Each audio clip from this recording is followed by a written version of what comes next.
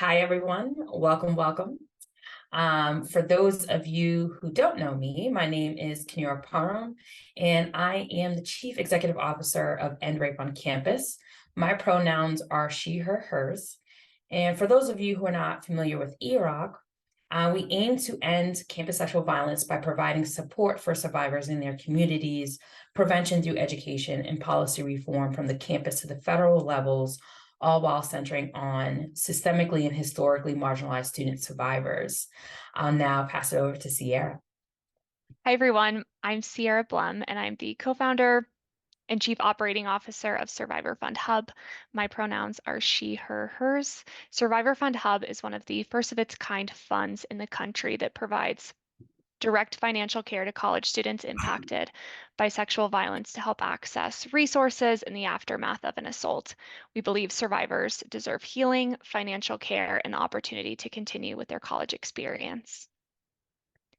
Thank you. So with that, we want to welcome you to our first Centering the Survivor series. This actually stems from our fruitful collaboration last summer, where we delved into the theme of imagining a future of financial care and economic justice for student survivors, a national dialogue. This series really emerged as a natural extension of our shared commitment.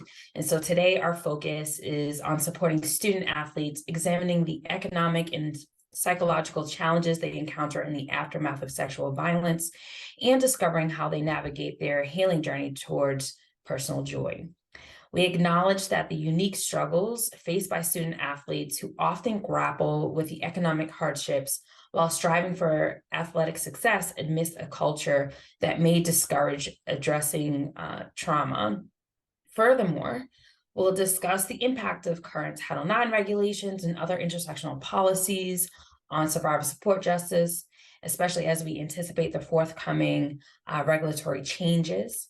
And we aim to really foster this dialogue on enhancing support ecosystems and empowering student athletes through advocacy, resources, and community action. So you're going to hear a lot from our panelists, which we're going to introduce momentarily. But before we do that, we just want to share with you some of our trigger warnings that you see here on the screen, what to expect from our panel discussion. And we just ask that you please take care of yourselves, each other. We encourage all participants and our panelists alike to practice self-care. So if you have to use the bathroom, if you need to take a walk around your room, if you need to stand like I am right now, make some tea or have a snack, do whatever it is that you need to do to take care of yourself, but please take care of you. So with that said, I'll turn it back over to Sierra. Oh, and one more thing, this is being recorded. So if you need to hop off at any moment or you need to come back to it, we will provide the link for you, this recording. Now with that, I'll pass it to Sierra. Awesome. Thanks, Kenora. With that, let's get started. I am absolutely thrilled to introduce to you our amazing panelists. First up, we have Davy Jaggs. Davy Jaggs is an entrepreneur, writer, and activist. She is head of development at Podium Society, a 501c3 nonprofit organization created to support the mission of Podium Pictures, the Emmy Award-winning impact sports media company.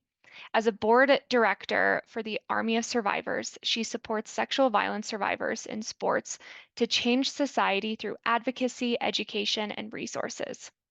She recently launched her podcast, Sparkle On with Davy Jaggs, where listeners will follow along in real time as she reclaims the sport of running by training for the 2024 Chicago Marathon and fundraises for the Army of Survivors. Davy holds an MFA in creative nonfiction writing from Sarah Lawrence College and has been published in the Washington Post, Teen Vogue, Vogue India, Women's Health, Bon Appetit, and more. She was a 2023 winter resident of the Tin House Publishers Workshop and focuses her writing on sharing stories of mental health in sports and body politics issues in the NCAA. She has been interviewed by the Washington Post, United Podcast, and Newsy for her advocacy work in Title IX education, sexual violence prevention, and campaign organizing. She uses the power of storytelling to elevate others, create social change, and above all, find solidarity for herself.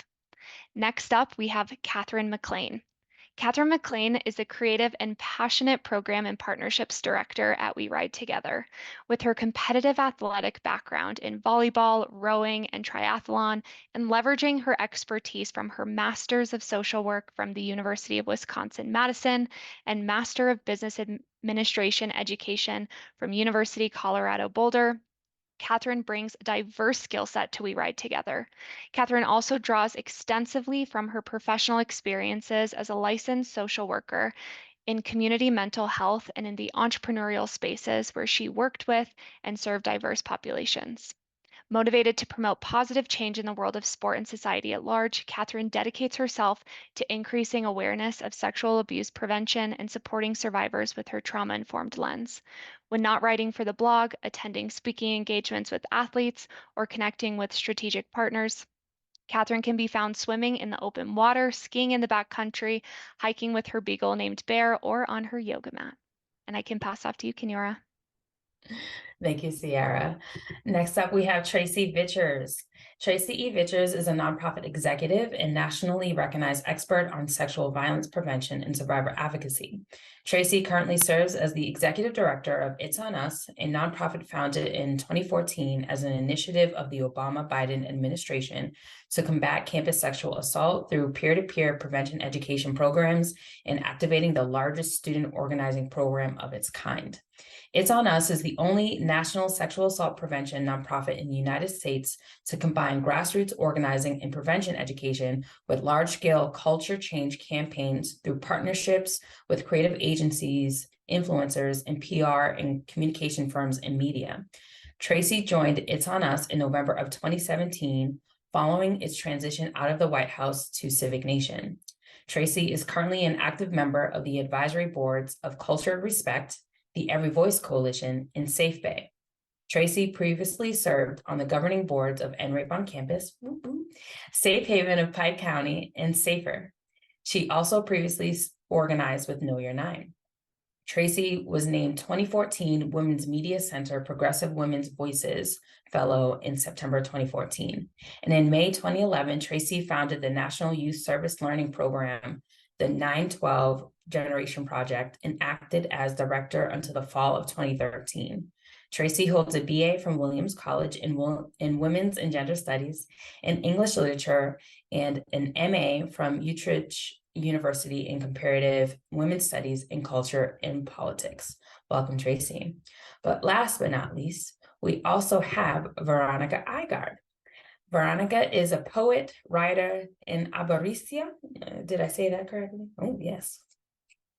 Community educator and connector at the intersections of Black identity, wellness, representation, and culture. She curated the Who Heals the Healer series and the conference of the same name and facilitates the Ancestors in Training educational project. Her initiatives are housed in her freelance platform, Vera Icon LLC. So welcome, everyone. Welcome, welcome. So to get us started, I'm going to ask a question of each of you, but I'm going to start with Davy on this particular question. So reflecting on our own high school experience, I recall being deeply involved in various activities from academic clubs to sports teams myself. I ran track. I participated in dance, which some folks may think is not a sport, but it is. And I also was on my high school women's football team. Some people don't know that. But for me, I embraced a lot of the diverse opportunities available. And for me, engaging in these activities provided me with that sense of belonging, camaraderie, but also instilled some valuable life lessons and skills. So considering this diverse engagement and drawing from your own experiences or those that you've observed, what do you believe drives students to choose the path of athletics amidst their academic pursuits? Thank you, Kenyora. That's a great question. I've been thinking about that a lot recently. I think for a lot of athletes, sports provides a gateway to college. It provides opportunities that they might have not had, especially if they're very athletically gifted. So there's a big financial drive for a lot of students, whether that means scholarship. Then there's obviously the joy of sport. the culture where you get to be with your friends, you get to compete, and you learn the discipline, and you learn a lot of life skills that can be applicable to any point in time. I think when I think about my own experience, it very much did start out as participation. I kind of just talked about it recently, is like before I found cross country and track, I didn't really know this ambitious side of myself. I ran around the house like singing Britney Spears, like wishing I could be a pop star, except the fact like I can't sing. And so running was the first time that I really found that I could have a purpose. And so lately I've been thinking a lot, and I'm sure a lot of athletes do experience this.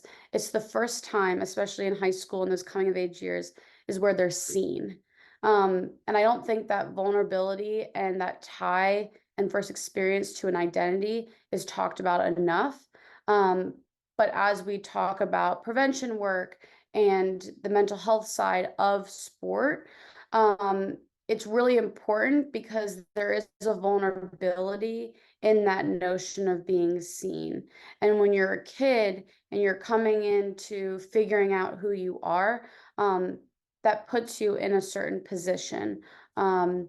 I think there was a lot of influence by specific coaches that recruited me to come out and run cross country and track. And it's interesting because the concept of recruiting is helping an athlete feel like they're important. It helps them identify with some sense of self-worth. But we have to also start asking certain questions of children's autonomy. So I'd love to hear from other panelists of kind of what they feel about that. But that's my experience. It was definitely the first time that I felt seen and had a purpose. I love that, Davy. Thank you so much for sharing. Tracy, Catherine, Veronica, either any of you want to jump in there? I'm happy to jump in, and thank you all for having us here today. I'm really excited to be a part of this conversation. I have been an athlete my whole life.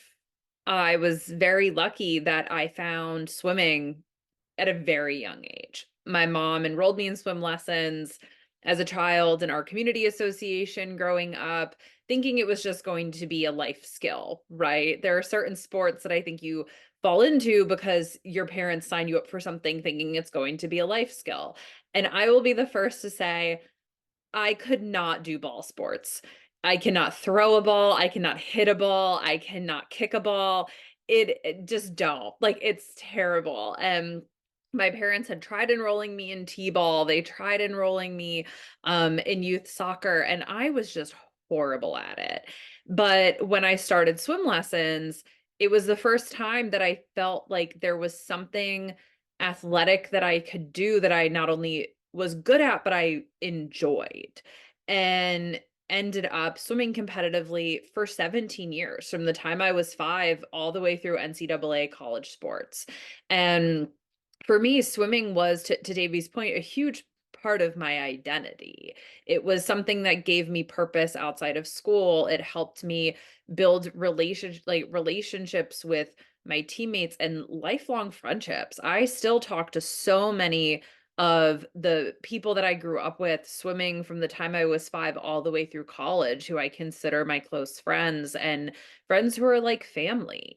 And for me, athletics was also, though, a place where, as you started to grow up, and I think this is very true with swimming, right? When you're growing up in a sport where you're also half naked essentially around your peers half the time, you're going through a lot of body development changes that are awkward and that are hard.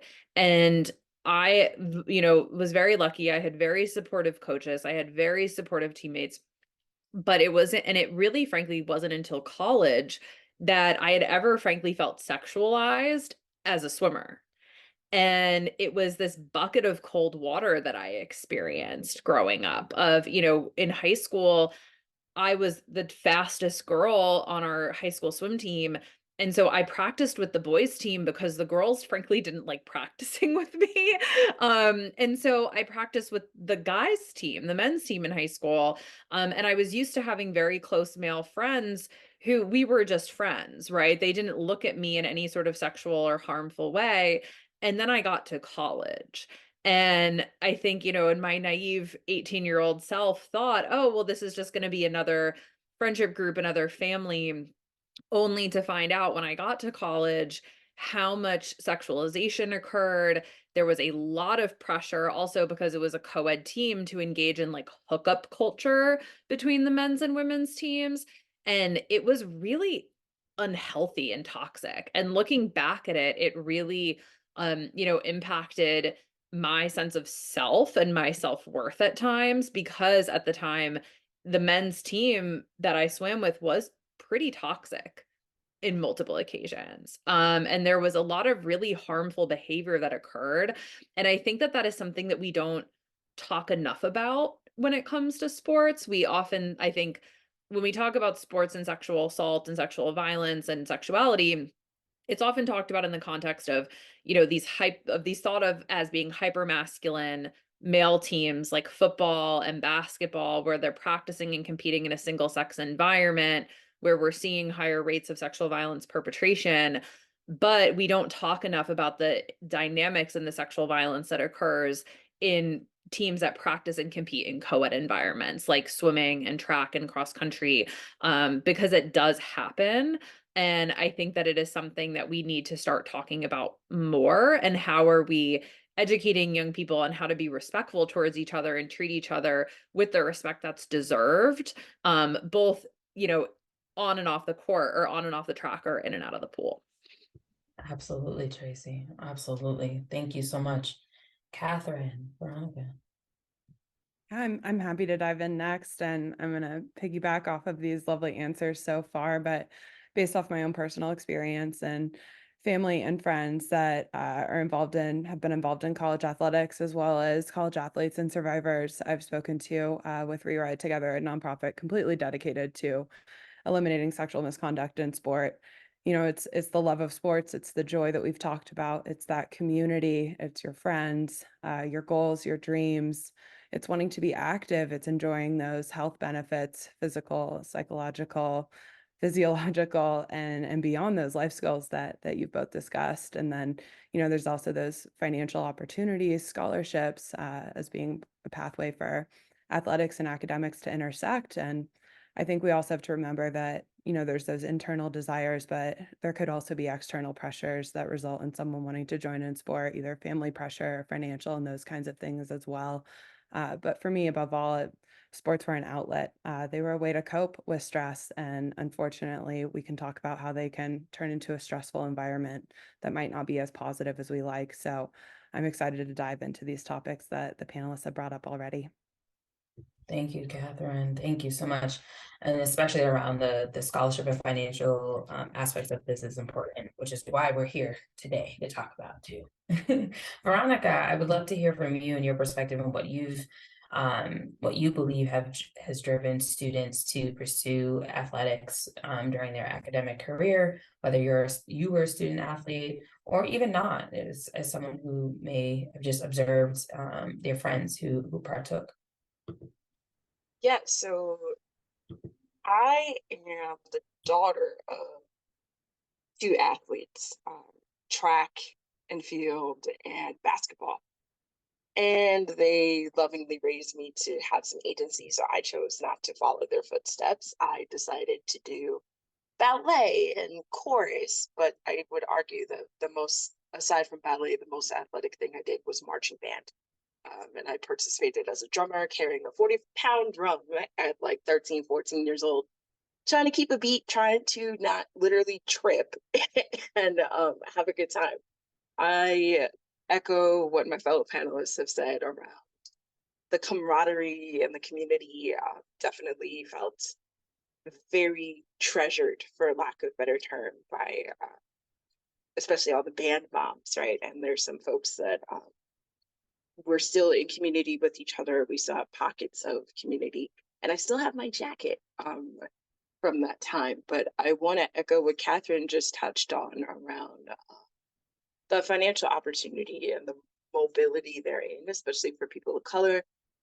My dad is an immigrant. He came here to specifically here being New York in 1968, and he was able to get a partial, if not a full scholarship to Siena College, which is further upstate in the Albany area of New York. And my mom also is a part of their, I don't know if it was called HEOP at the time, but they're products of that program.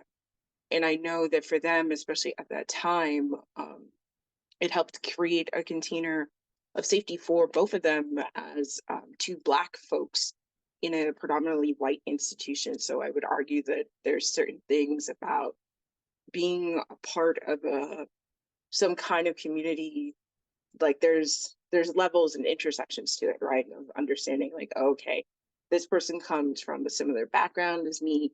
We both have the same passion of a sport or a community. And I think that that is something that I saw even within my own undergrad experience at City College of New York in Harlem, where a lot of my roommates, especially in my, my freshman and sophomore year, were athletes, specifically on the soccer team. And I saw a lot of the community there. But I also, a part of how I arrive as being a part of the Iraq Speaker Series started to happen at that same time, right? Where fellow survivors were coming to spaces that I helped curate at the time with a collective called the Sister Circle Collective, where we saw the ramifications of lacking resources for students of color, specifically to feel held and feel safe when harm did occur. So I would argue that marching band is a sport, but I arrived to supporting survivors of all kinds through different spaces that I curated, or just life circumstances of the people that I chose to be in community with. Thank you, Veronica.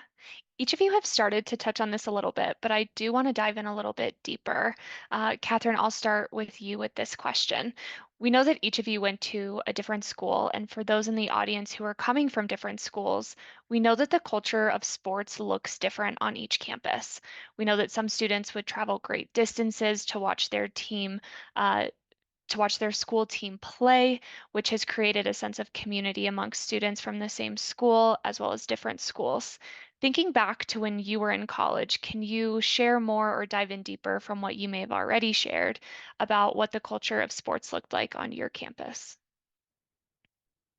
Certainly. No, I really appreciate this question. I think talking about culture is one of the most important things that we can discuss today around sports. And I share my experience from attending a community college in the middle of nowhere, Montana, as well as big state schools like UW-Madison and UC Boulder. So I have a variety of experiences, and I think it's important to remember that athletics on sporting campuses can look like, your big varsity teams that travel, but it can also look like an athlete or a student being an athlete competing with an MGB off campus, as well as doing on campus club sports, rec leagues, gyms, extracurricular activities, that this can look very different across the board for participation. And we know that each sport has a different level of nuance if it's a one-on-one or a team sport. Some are much more high pressure, more time commitment, more travel, and those kinds of things. So I think understanding those nuances of each of those sporting spaces is really important. But above all, recognizing the patterns and themes that we see across all sports and the cultures that I've observed is the power imbalance between athletes and their coaches, but not only coaches, but athletic trainers, staff, medical professionals, if you will, and that power imbalance that is at place. And then as well, the inter-athlete abuse and team dynamics that can come into play is also really important to think about when you have athletes of different ages or of different genders or of different dynamics on a team as well, and how that can create different cultures and might lead to hazing or sexual hazing and those kinds of things as well. Thank you, Catherine. Davey, would you be open to sharing more about your particular college campus culture? Yeah, for sure. So for undergrad, I competed at Xavier University, small Jesuit university in Cincinnati, Ohio. And just to kind of like zoom in a little bit more is like Xavier's athletic culture, like we were the Greek life on campus. We didn't have a formal Greek life. And so the athletes were that. There was a great revenue making sports team that did well in big tournaments like March Madness. And I think what people don't realize, at least on Xavier's campus, it's a pretty small school despite its name, despite its publicity. And in the sports world, that becomes even like a lot smaller. And so not only were my experiences around being very close with my men's cross country and track team and women's cross country and track team, but athletes as a whole. And so and I think across the board, even if you go to a big school, a big Division I school, the athlete world is like you are familiar with the different sports because you're seeing them in the different facilities. And so it's really important to think about that in terms of when there is like safety breaches between different athletes and kind of the culture and conversations that can come up from that. It's its own little microcosm of a bubble, especially on a college campus. You're already kind of secluded on a college campus, and you bring that in even smaller with the sports world. Thanks, Davy. Veronica, you touched on creating spaces for student athletes. Can you share a little bit more of your campus culture? Yes, so City College of New York, also known as CCNY, is a part of our local school system called CUNY, which is almost the same set of acronyms, but the major theme of that is that the 5 boroughs are our campus. So essentially, City College, even though it's in Harlem, it is north of Columbia by, I want to say, maybe 2 stops on the subway. It, at times, because it's a part of the city and because New York City has so many millions of people, especially because City College is, or at least when I was there specifically, I believe it is still the case. I graduated 10 years ago, which does not feel like it was 10 years ago. But anyway, the point of that is that it is very easy to feel alone at that campus because there are so many people that are commuting in and out. There's people that, the stereotypes of New York City, right? Of like everybody's trying to go somewhere and that you're already late and all these other kind of things. And that's before you join a club. That's before you become an athlete. That's before you do any of those things. Apparently, we used to have a football team, but then they built an academic center. So our campus culture in terms of athleticism was a bit mixed. CUNY schools in general weren't necessarily known, or I'm not sure what the levels are in terms of the divisions, but I do know that soccer, baseball, and basketball were the primary ones, at least when I was there, where there was a bigger culture for it. I know that at least in the spaces that we would arrive at together would be mainly through student organizing, right? And a lot of the folks that I came across were trying to navigate the resources that were supposed to be, easy to navigate on campus in terms of survivor-centered resources. And of course, they went through a lot of different barriers, a lot of blocks, under-resourced, underfunded greatly. And therefore, a lot of my community organizing came out of a sense of responsibility, not just to the athletes that I was encountering and the cultures they're in, but just to people in general on the campus, that especially women and femmes who were experiencing things on campus and did not know where to go. And if they did find a place to go to, they did not feel safe, or they didn't feel like they were going to be heard, especially as people of color. So our work, especially my approach to it, came from, and I'm still very much this way, around solution oriented, right? Of like, okay, if we tried doing the proper thing, we tried going through the proper channels, and that didn't necessarily work, or that person, you know, they went to like a couple of sessions and they still don't feel like their healing journey is complete, right? And trying to find different ways of supporting people therein. And I think that especially because we're in New York City, there were so many different interconnections and layers of different cultures and experiences that happened. And then our campus just happened to be a reflection of it. So it's kind of a little bit of the opposite experience that Davy was describing in terms of her campus, right? Because New York City was and is a lot of different things to many people. Thank you, Veronica. And I agree, it definitely shows the contrast as each of the panelists are answering just how different campus culture can be. Tracy, in your first answer, you had started talking about co-ed and some of the specific nuances of your campus culture. Can you dive in a little bit deeper into that? Absolutely. I went to Williams College, which is a small liberal arts college in New England, and it is both academically and also athletically very rigorous.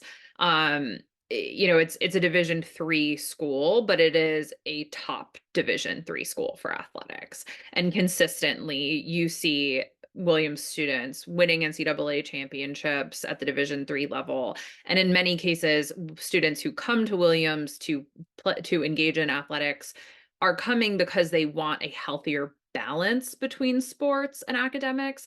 They might really care about their sport and love their sport and want to continue it, but don't necessarily want to compete at that Division I level where your sport becomes all encompassing. And that's really, and I think one of the key differences often between athletes who participate in Division I versus Division II and Division III, because in Division III sports, there are a lot of restrictions around when you can start practicing, when your competition season is, how much influence your coach can or can't have on you during the preseason or out of season. And, just from my own experience with swimming being a winter sport, when you came onto campus in the fall, we didn't have coach-led practices until November 1st.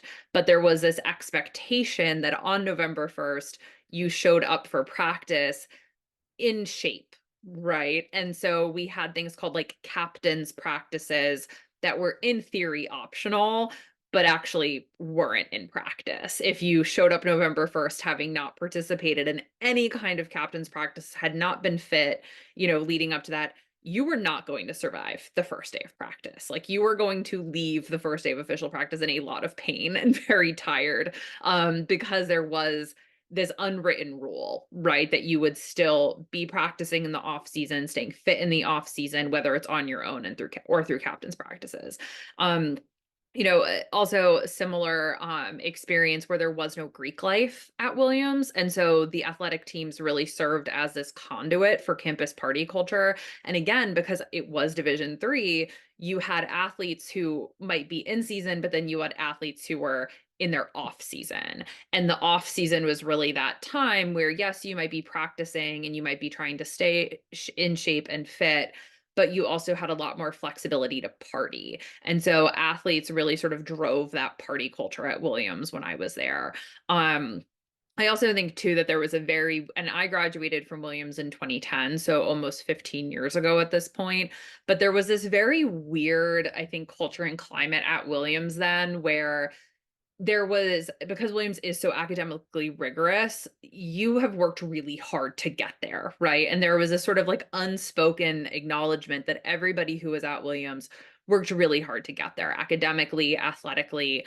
And because it's, a quote unquote like elite private school, you had a lot of students coming from private institutions, but you also had a lot of students coming from public institutions. You had students who were legacy students who were extremely wealthy and their grandparents went there, their parents went there. And then you had students who were first generation college students who were there on 100% financial aid. And they were there also playing sports and going to class. And so there were often these very clear class and racial dynamics that came out within sports.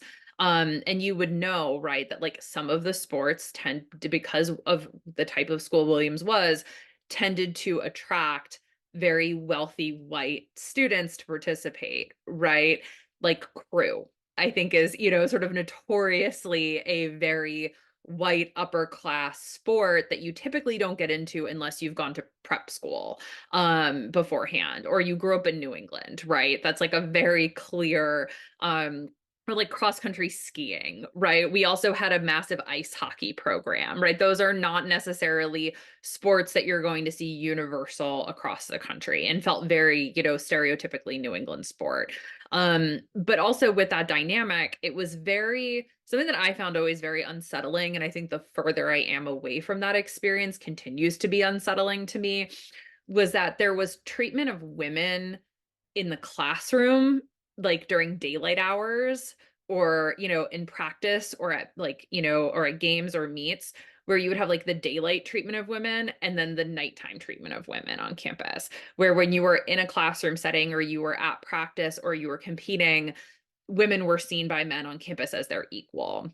But then suddenly the sunset, party and bar culture kicked in, and women were being objectified, women were being talked down to, women were being treated in these really terrible ways, oftentimes by the men that they were practicing with during the day, and by young men who were cheering them on, at their game or their meet earlier. But then suddenly you're at a party and they become objectified and sexualized in these really, really harmful ways. And just that is just like that drastic, just split in how women on my campus were treated was so shocking to me, again, because I had grown up swimming mostly with young men. Like I practiced with the men's team, I saw them as my brothers, and I thought that that was going to transition to college, naively so, and then it did not. And just having that separation of like, oh, I'm going to be respected by the men on my team during the day while we're in classes together or at practice or at meets together, but the second we're at the post meet party, I'm, being called names that I never thought I would be called by a teammate, being treated in this horrible misogynistic way, was just so shocking. And I think part of it too is like when you're in that team culture, you don't necessarily want to challenge it, especially as a young person who's really trying to fit in and be accepted. But then when you start to challenge or confront that really terrible misogynistic sexually harmful behavior, you suddenly get outcast and you get treated poorly. And, I saw that there was a woman on the swim team who was a couple of years older than me when I was a freshman, who had shared with me that she had experienced sexual violence at the hand of one of the men on the team during, prior to me being at school. And just seeing how the men treated her differently, and how she was really isolated, and they would call her horrible names and spread horrible rumors around her because she had reported this guy who we swam with for sexual violence. And it was like very clear that it was done to prevent other women from coming forward on the team about the bad behavior of the men. Thank you, Tracy, for sharing that. Before we dive a little bit more into what you're speaking of in terms of culture, I really just wanted to get a hand for who's in the room, to see how many of you are student athletes yourselves, and maybe you're a former athlete, or maybe you're just here for information. We just want to see, kind of gauge a little bit there. Former student athletes. Also, if you hear any sounds in the background, just my cats. They like to make an appearance. Awesome. So got a few.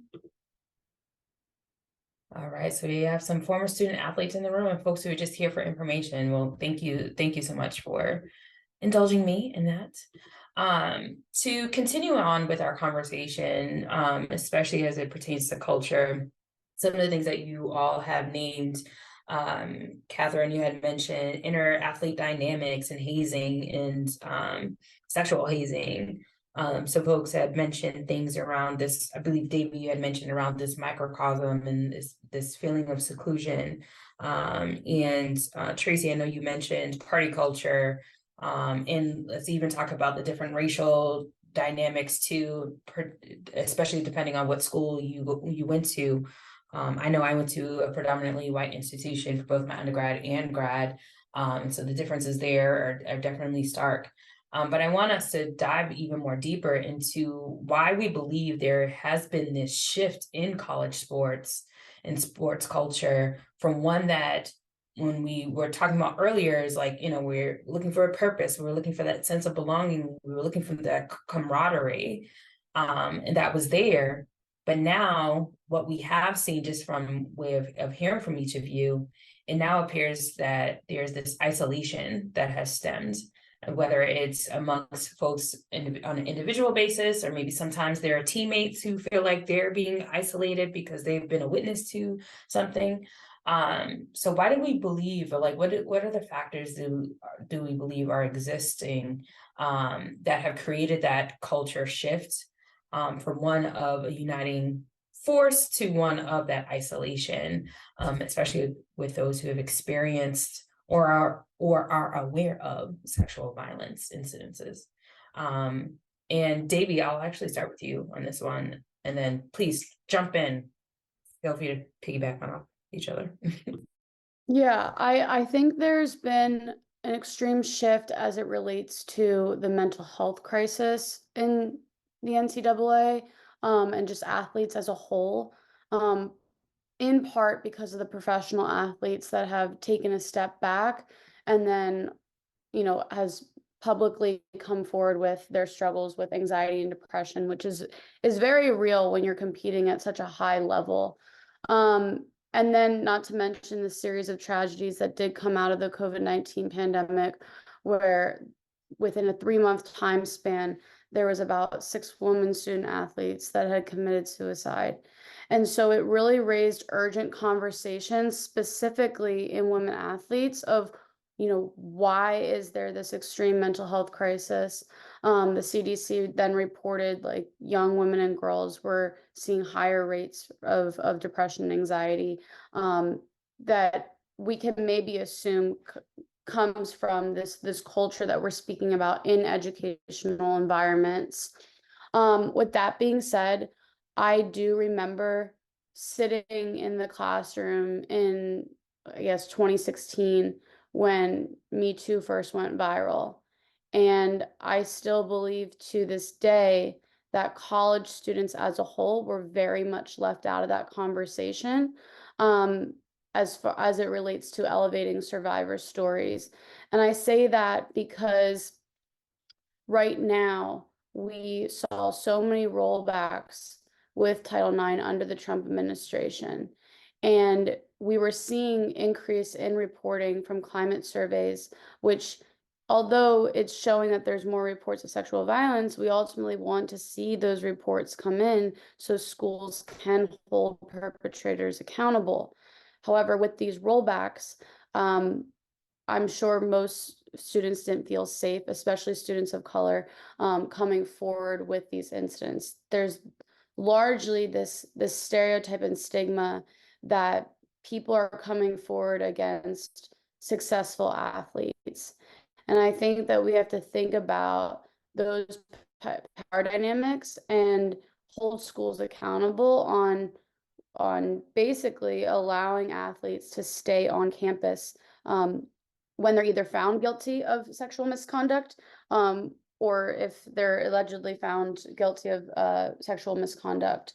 And so I think that essentially, like, we're seeing a culture shift in many ways, whether students are reporting or not. But the nuances between sexual violence and mental health goes back and forth. Like we saw it with USA Gymnastics, but now we have the Title IX aspect. My belief is that if we can't have and we can't ensure safety from the educational level, something that, like Me Too with Hollywood, was actually kind of expected because this is the behavior that we're fostering from K through 12 and in higher education. And so to negate not just student athlete voices, but campus voices, and the things that are happening in Title IX right now today is kind of foolish. And so, yes, I think that we really need to ask ourselves some serious questions about cultures and coming of age, and where we go beyond just the regular baseline mental health conversation. And Absolutely. luckily, there is a publicity that sports brings, and sports has always acted like a culture shift, just like fashion, just like music. And I think there's an opportunity here to really speak up about the intersections and nuances that exist in sports culture. Absolutely. Thank you, Davy. And I just wanted to jump in here real quick and just share for those who may be unfamiliar with Title IX, because Davy had mentioned it. Title IX is a civil rights law that prohibits discrimination on the basis of sex, gender identity, and sexual orientation in any educational program or activity that receives federal funding. And right now we're in this kind of contentious I guess I don't even know what to call it. I can call it so many different things, but we're in this kind of contentious limbo where we're currently waiting for the Biden administration to finalize the new Title IX regulations, because currently students are under the Trump 2020 regulations. And I want to be clear that the Trump 2020 regulations are not in favor of students, period, and especially are not in favor of student survivors. And so, especially when we're talking about student athletes, or if we're talking about pregnant and parenting students, or if we're talking about students who are identified in LGBTQ communities, the current Title IX regulations are not as supportive as one may think. We'll talk a little bit more into that, but I just wanted to put in that caveat. I do want to ask one other person to jump into this question that we are currently on in terms of the shift, and then we'll jump to our next question. Yeah, I'm happy to pipe in a little bit, and I really agree with Davy's answer, and just to re-echo what she said, but to add on, I think another cultural component just to keep in our minds is there's still a big focus on winning and money and high performance in sports, and this is true in college sports culture, but sports at large. And I think when that happens, athletes are often treated as dispensable, and there's a lot of victim blaming and shaming, and more protecting the coach or the sport at large rather than focusing on the athlete and the athlete survivor. And I think that's really just interesting to keep in mind. But I think we are seeing a trend of things being talked about more. And I update our current events page on our website all the time if you want an in-depth review of these cases that are happening. And I'm glad to see it's being talked about more, but it's also just horrific that we're seeing this same thing over and over again with these insular communities keep popping up with sexual hazing, or someone in a power authority figure perpetrating as well.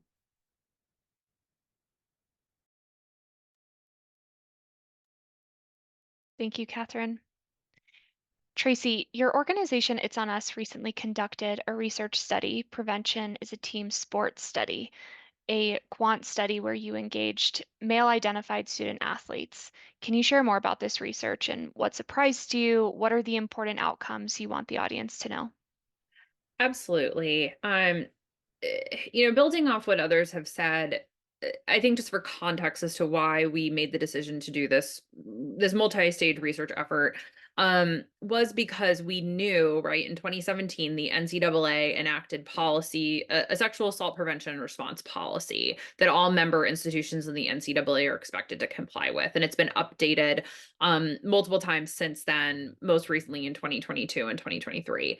And part of that mandate is that institutions who are part of the NCAA are required to provide not just the normal prevention education training that 100% of all college students are supposed to receive during their college education per other federal law, but that student athletes in particular are expected to receive additional prevention and awareness programming on sexual violence. And had been hearing anecdotally from student athletes that we've worked with that they weren't finding the prevention education that they were receiving to be effective.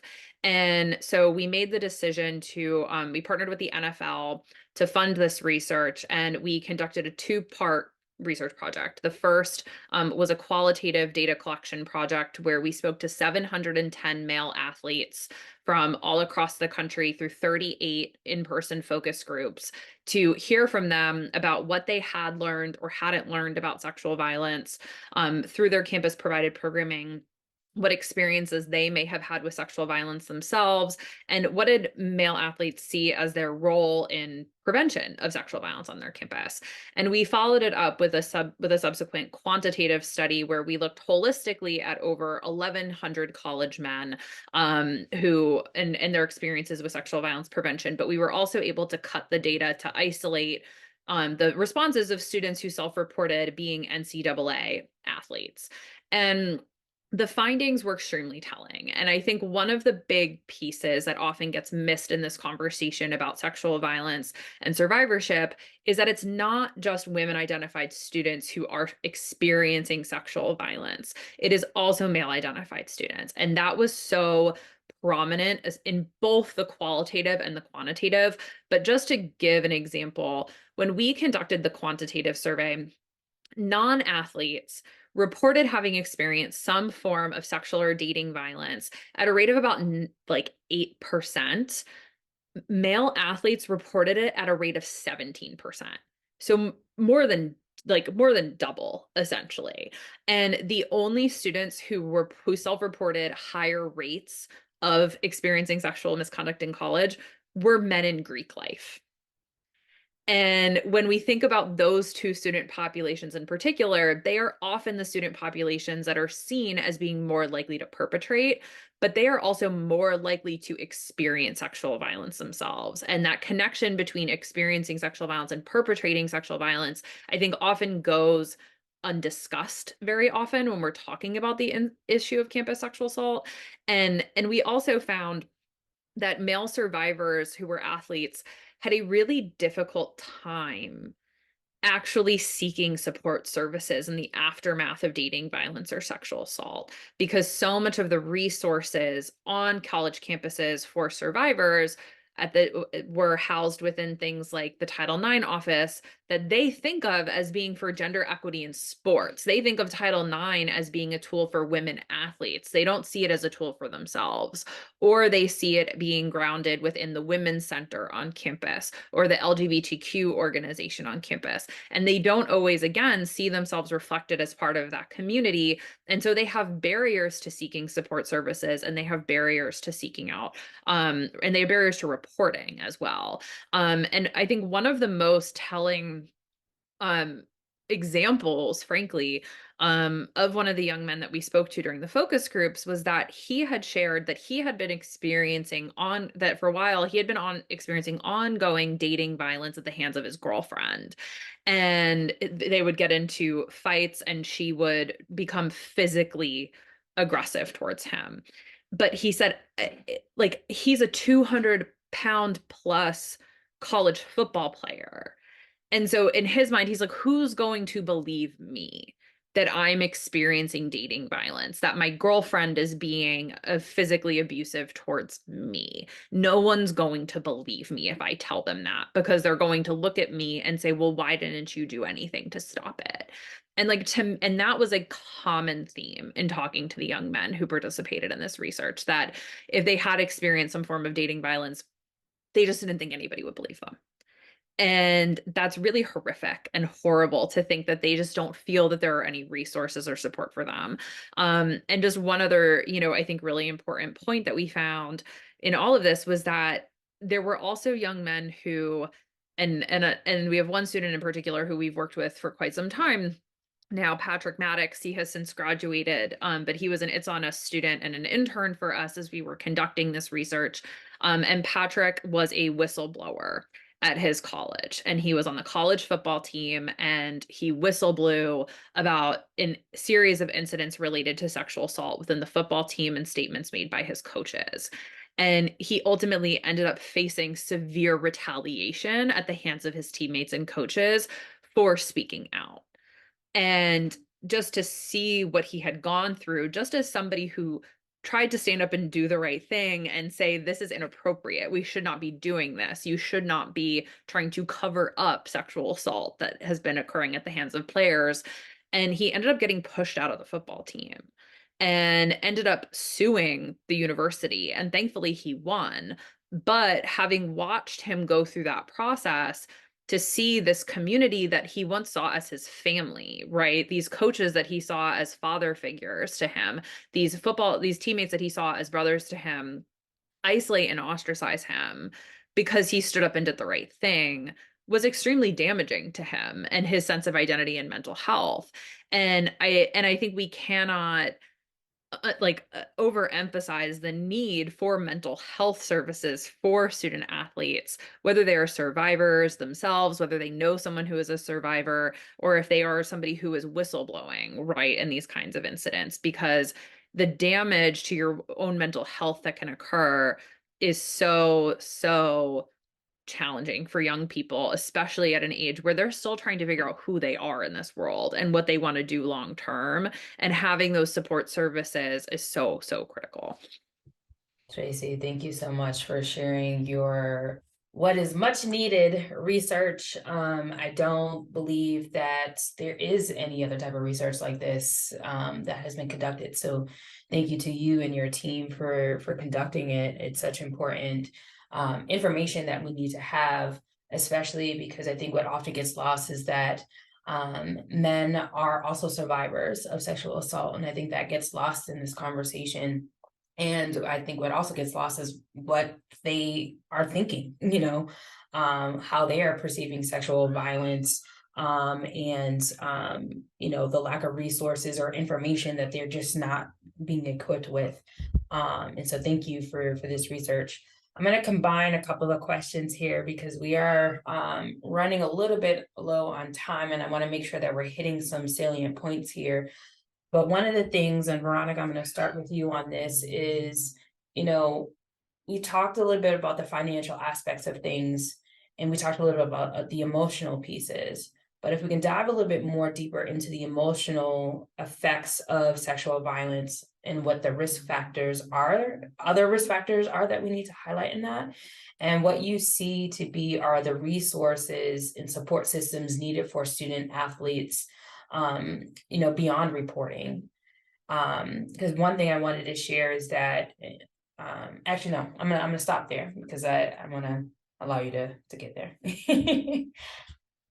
Yeah, so I think like a lot of things. I think that this question around resources or lack thereof is really interesting, right? Especially reflecting on some of the unfortunate consequences of speaking up sometimes, right? Whether you're a student athlete or not, that there are consequences. I think that in my experiences on my campus, it was interesting to witness, which unfortunately is a thing, that oftentimes the survivors across different communities advocate for something and say like, hey, we should have, specifically on my campus, we were advocating for a gender resource center to be able to hold survivors in different ways and different survivors across different identities and gender expressions, right, to build on to some of the intimate partner violence that Tracy was just referring to, right? We ended up, quote, winning that by doing a lot of solidarity work, not just on our campus, but on Columbia's campus, because at the time that we were there, that was when Emma Solkowitz was famously dragging her mattress across the campus of Columbia. And so we did a lot of solidarity work across different student organizations. I say all that to say that a part of that, the resource within that was ourselves, right? Because our campus didn't really, I adore my alma mater, but our alma mater did not do us well during that time. And it was when we started doing cross-organizing across different identity groups, different grief life involved, got the student athletes involved, that's when they finally, the administration allowed us, quote, at the table. Then a community organizing space that was on the campus got taken away in that same semester. And the question then became, well, how do we support survivors, or how do we continue to do this from a DIY space when the space that we used to organize in was forcibly removed? All of the belongings, all of the things, to this day, that has not been resolved. But once we all graduated and the institutional memory of our organizing was gone, they conveniently made a gender resource center and magically found the resources to give survivors what we had been asking for years.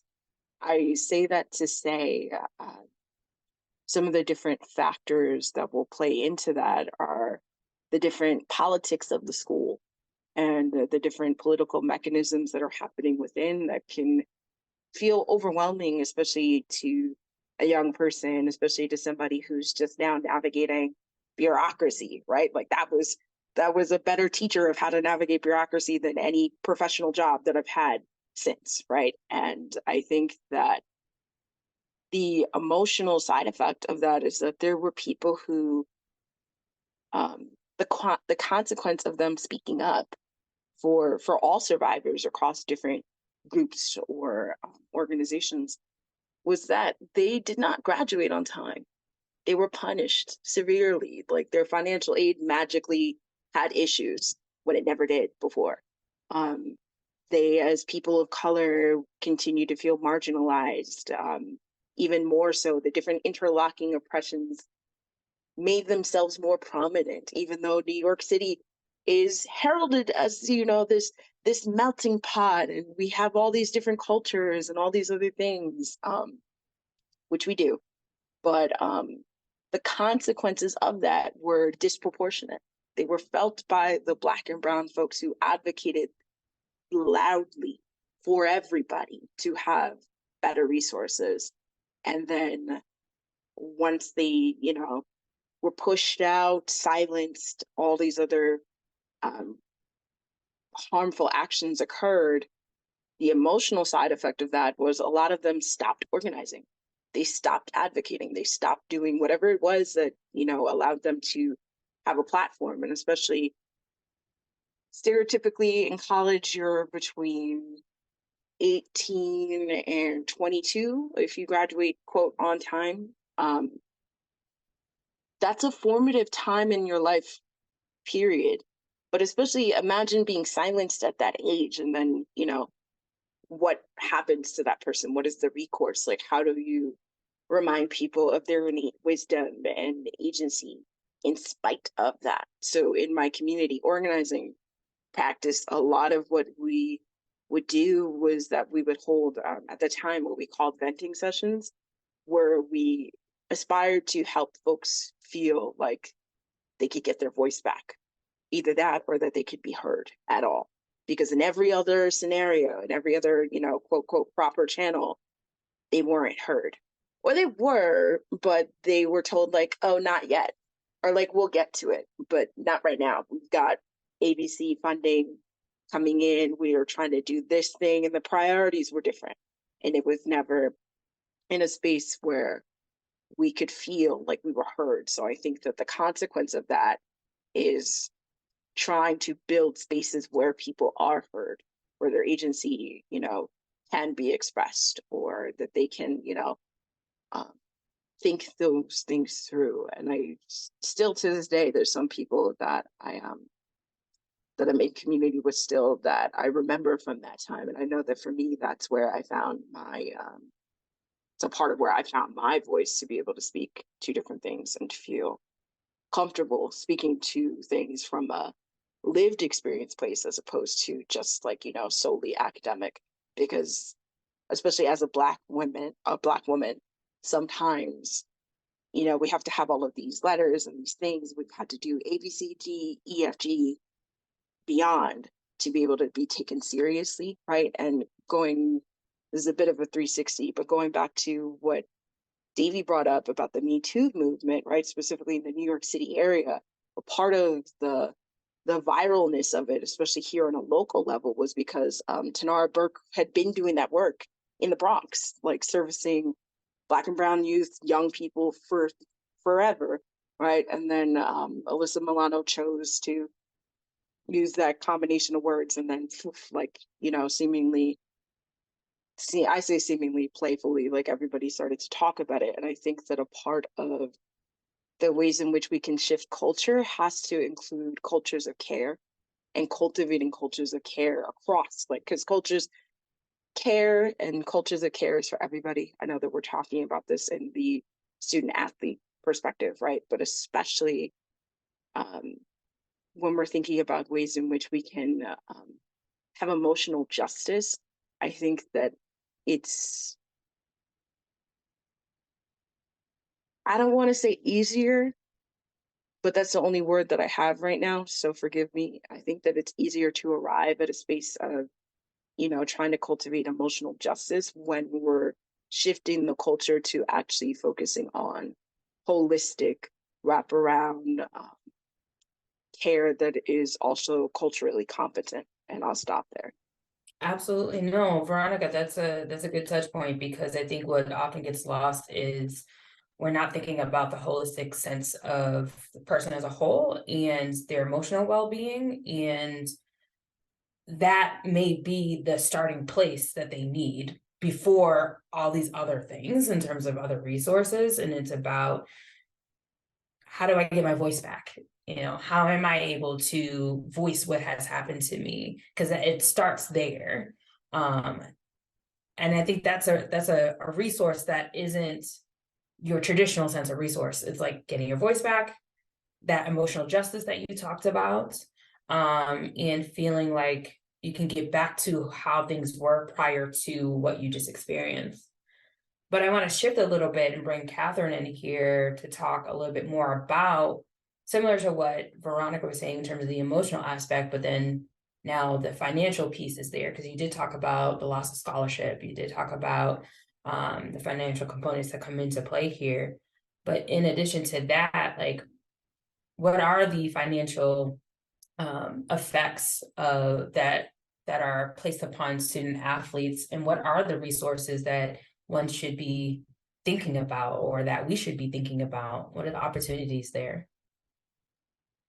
Right. Yeah. I think I'll backtrack a tiny bit and then I'll answer that financial caveat. But I think, you know, just I want to echo what Veronica said about getting your voice heard and that outlet, and then the culture of care. I really love that verbiage. And I think, you know, thinking about resources and support systems beyond reporting, just thinking concrete and tangible takeaways for our audience members. We need that prevention and awareness. And I think having, you know, a code of conduct of, here are 10 simple, actionable things that you can do in any sporting facility to make your interactions safer and healthier is a great takeaway. And we have that code of conduct that we'll share afterwards. And then I think we also need kind of a third party outside assistance. And so I'd really love to make a poke for the Courage First Athlete Helpline here, run by a Child Help. And this is staffed by college athletes or former college athletes, people that are really involved in this community, and they can help talk through in a confidential and free manner about what's going on, help you process through, and help you access these resources. And that segues into the financial resources and extras this helpline can help direct those things for athletes afterwards who might have lost their scholarship or need help switching schools and that kind of thing. We have to think about the limits and the transition that can offer. And so I think there's a huge push here for other nonprofits as well and other funding to get involved in supporting individuals in a financial way post-abuse, because we've talked about the mental health consequences that can occur after such thing, as well as any physical health consequences as well that can be costly for the survivor.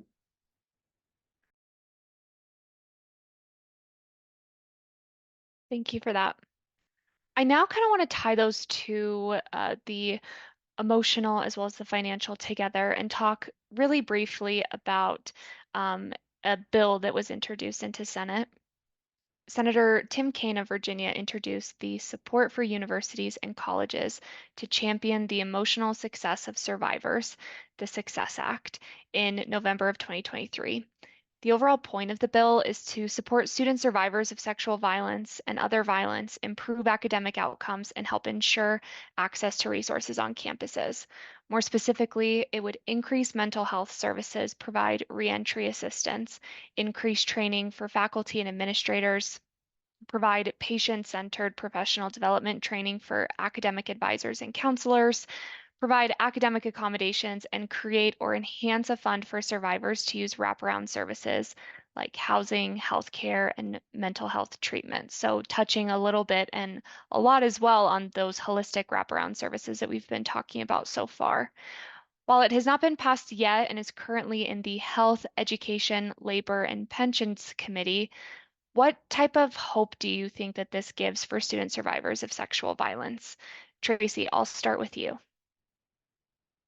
Thanks so much, Sarah, for bringing up success. It is a really important bill. And I know Kenyora mentioned the challenges that we've been having with Title IX earlier in this conversation, but as we have unfortunately seen over the last decade, depending on who occupies the White House, has a lot of influence over federal civil rights laws like Title IX. And we have unfortunately seen something like Title IX that really it should be, a civil rights law that should withstand time and evolve to enhance student civil rights as more information has become available and new challenges have arisen confronting student civil rights. Unfortunately, we have seen a gutting of Title IX and other civil rights protections under the previous administration. And going through regulatory processes, as Kenyora alluded to, has been very slow and painful under the Biden administration, as they've sought to undo and redo an entire regulatory process.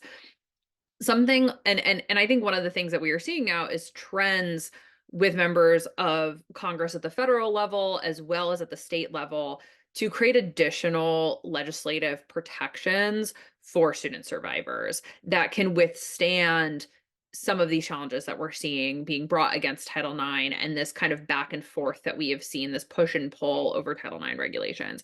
And so something like the Success Act can help enhance Title IX when it is strong and protecting students, but it can also serve as a supplement and another lever of accountability for schools when we see attacks on something like Title IX from an administration that seeks to undermine student civil rights. And and I think there is often so much emphasis put on Title IX, especially by Title IX offices, and they see Title IX, frankly, it should be the floor, not the ceiling. But unfortunately, we see a lot of Title IX officers, especially in the aftermath of the Trump regulations, treat Title IX as the ceiling when that's not the case. And so something like the Success Act can actually create more levers for institutions to hold themselves accountable and for the federal government to hold institutions accountable to ensuring that students have support resources, that they have viable pathways for justice and healing, that they have, frankly, culturally responsive support programs, that they have culturally responsive prevention programs, and really taking this holistic approach to this issue on campuses, as opposed to just thinking about sexual violence in the aftermath of sexual assault. And that's frankly what Title IX does, right? Title IX is really a lever to support students who have already experienced some kind of harm.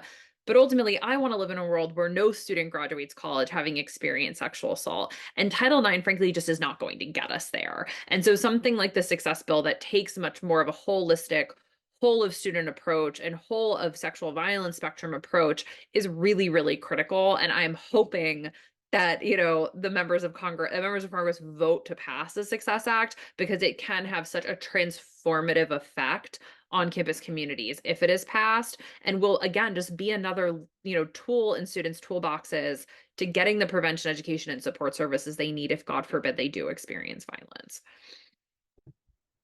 Thank you, Tracy. Absolutely. And one of the things you said is about how do we get students to gain an education that is free from violence. And that's how I kind of want us to transition now into what does that future ecosystem look like So let's talk about, student athletic identity versus the survivor identity. We know that regardless of whether you're a student athlete or not, everyone's journey is different. And so if you are coexisting with your teammates, but have a unique experience, the athletic identity is often rooted in their performance peak, but maybe you have a traumatic experience. So how does your healing process have to change or adapt to that? Sometimes we are taught that you have to be focused, whereas the other isn't always as linear. It's not something that you anticipate as being part of your journey in life. And so there's no recipe for healing.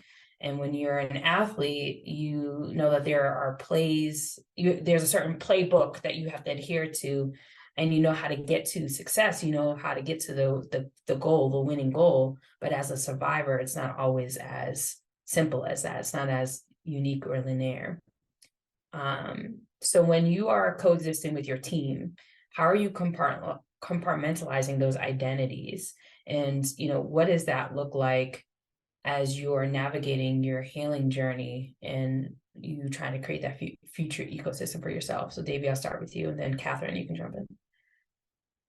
Yeah, no, I think that's a very interesting question, Kenora. I think what really needs to be emphasized is we've talked about these athlete years as being some of the most formative years for kids, whether that's at the elementary level, high school level, or beyond. And what that means as it relates to a relationship with the body.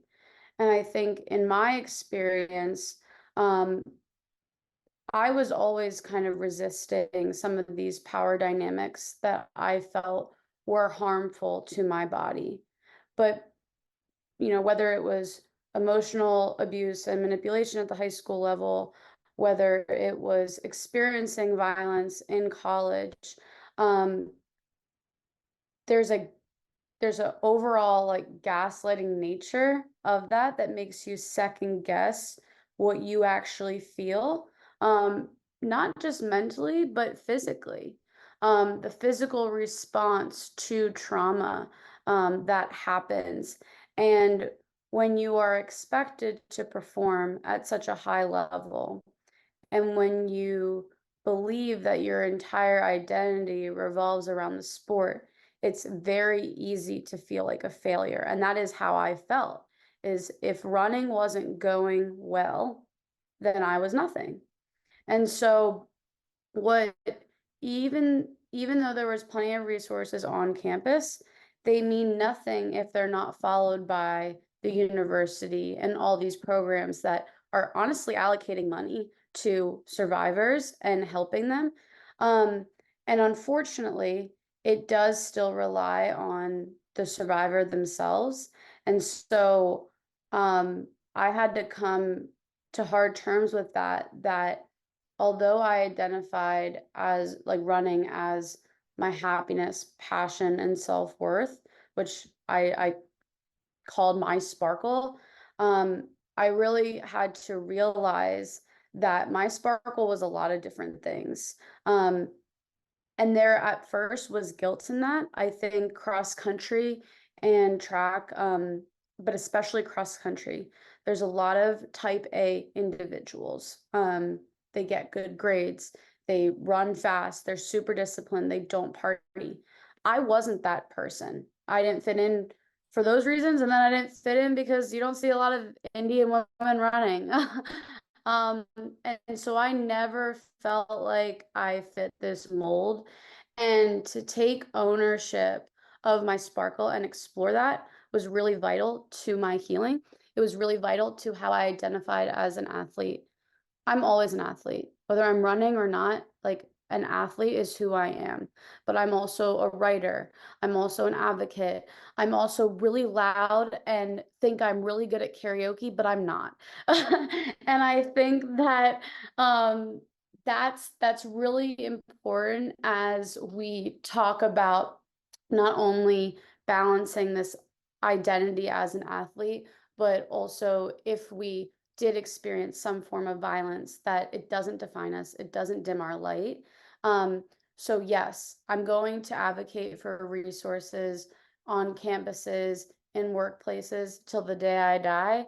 But at the same time, I'm not going to let it define that this doesn't take away my light and my joy. And I hope other athletes and I hope other young people understand that you go to college, you go to school to learn and explore and do something for yourself. And that should not be obstructed. That's someone's right. Oh, thank you for that answer. I really liked that. And for me, I think it's less about compartmentalizing the identities, but merging them together in some ways. And I'll explain what I mean about that. But after you have an experience in sport that with misconduct or harassment and that kind of thing, it can kind of leave a bad taste in your mouth. And it can also be really hard to get back into your body again. And I think that can, kind of change your relationship with your sport or with your team or with your body and that kind of thing. And so I think the healing journey, there is no recipe, but I think leveraging those skills and strengths that you've built as an athlete can help your healing journey in tenfold. And so that's resilience, that's endurance, that's building new skills, and keep coming back for more. And it's redefining what winning means to you and having fun and success and those kinds of things, and how to fall in love with the sport again and be in your body in a safe way.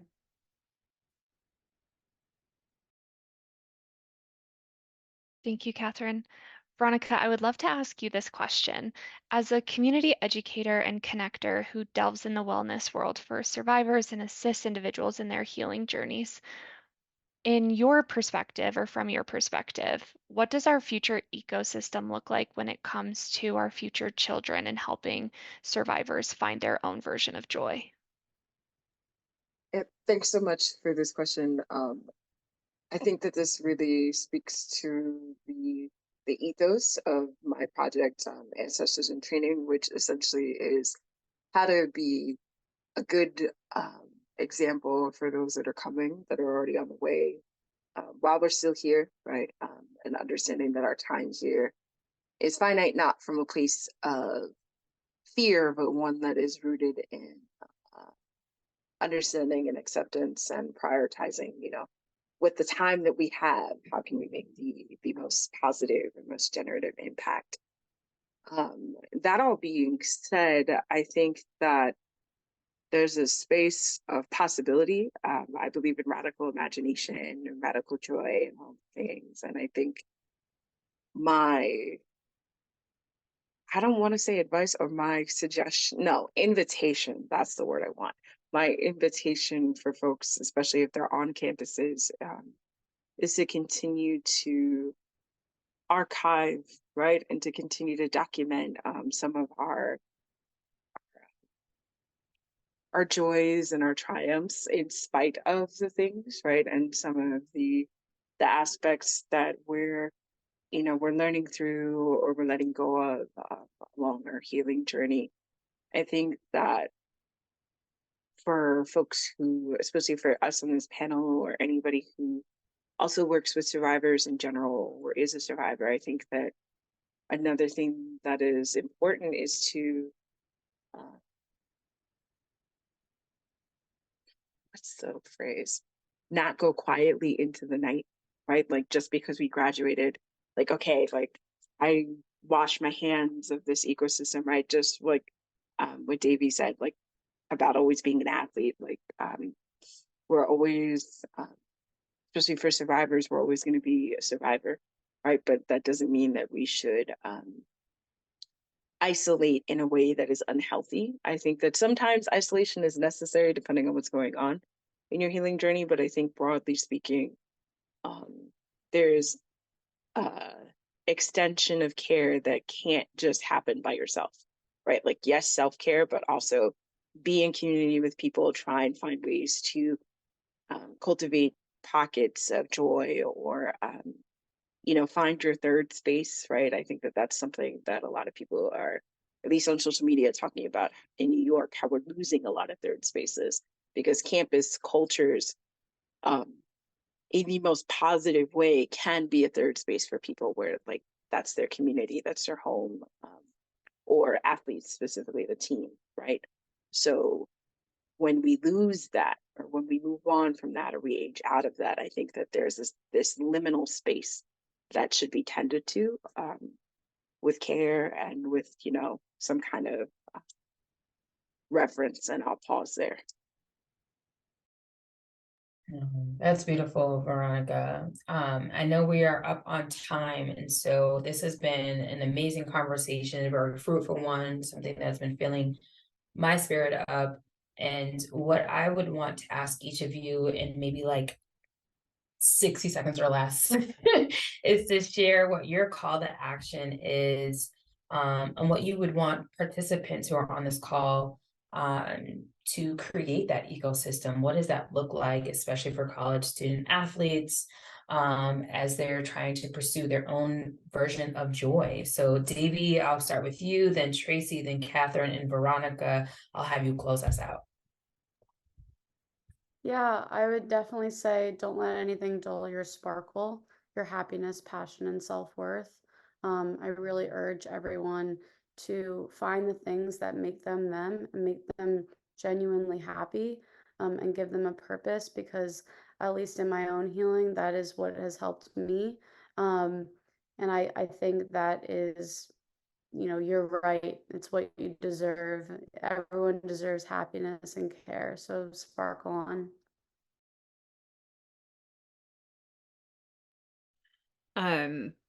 So happy that we had this conversation. It was so great. And, I think I'll go back to something that I said earlier, which is we have to support survivors in their healing journey. And I think one of the best ways that we can support survivors is to invest in prevention and to be thinking holistically about how do we both support survivors and ensure that they have the resources and healing that they need, while also ensuring that we are creating a generation of students where there are no more survivors, because we have effectively prevented sexual violence from happening within communities, and not just campus, but elsewhere.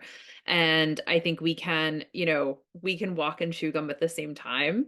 And I think it's really important that we be thinking about this issue holistically and making critical investments in prevention education and culture change that will lead to prevention and a world ultimately free from sexual violence.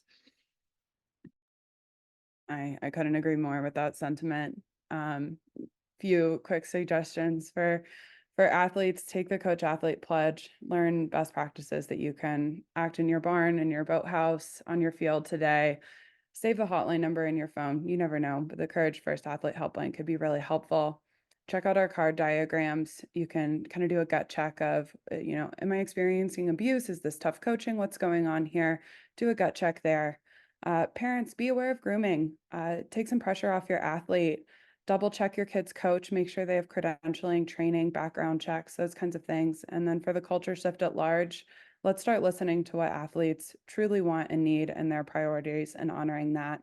Let's change incentives around what drives sports, less on money and winning and more on having fun.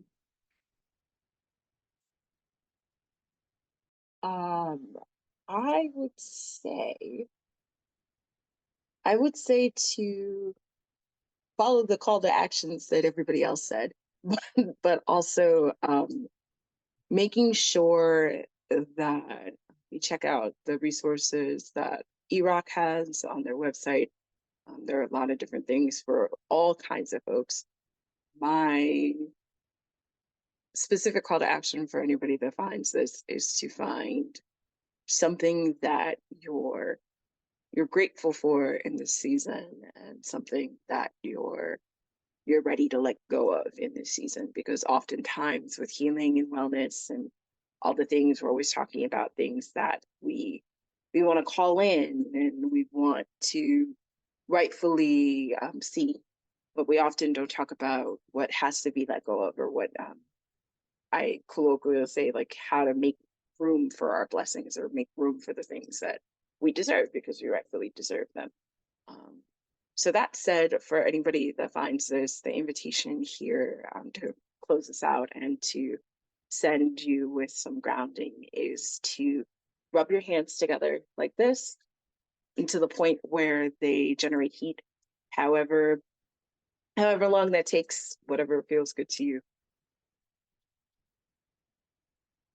And then when your hands feel warm enough, you know, don't hurt yourself in this exercise, but whenever it feels good to you, place them on a part of your body that might have lit up today during this conversation, that might need a little more love, some attention, some healing, right? Especially because we're talking about such a sensitive topic. I think that any way that we can get back into our bodies in a very simple but effective way can be helpful. And I like offering this grounding exercise because it's something that doesn't require anything other than yourself.